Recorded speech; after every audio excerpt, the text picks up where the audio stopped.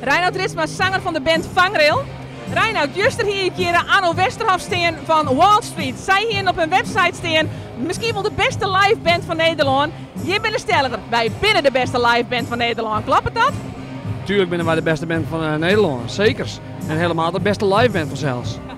Ja, Vangrail, dat is die band. Hoe lang speel je hem al op Frieske Nederlandse podia? Jaren.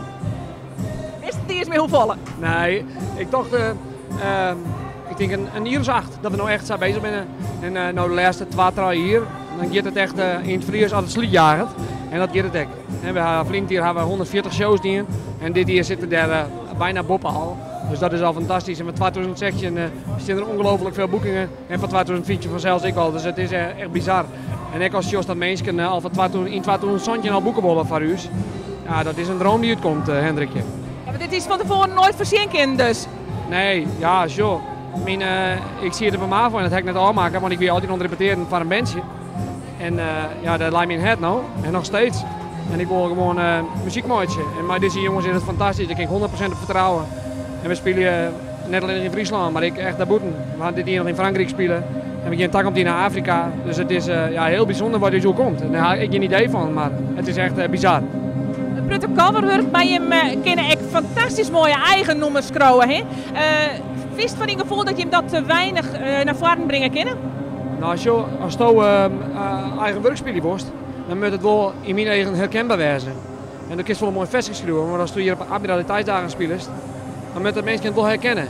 En zo, een vers als ik mis je die bij jong spelen ha, daar had iedereen een gevoel bij. Want iedereen mist wel in, nou. Dus en dat is een bijzonder versje, dat hebben wij zelf, dat zit ik heel dicht bij u. En dat merken de mensen. Dus dan is het fantastisch om zo'n nummer te spelen. Maar we zijn heel druk dwaan met meer eigen werk, dus je moet zeker in uw eigen werk nog volle meer van useren. Behalve zanger van de band Vangrail, wist er volgens mij ook nog het kloppend hart van jeugdig Friesland als presentator van Check. Dat lijkt me fantastisch daarnaast.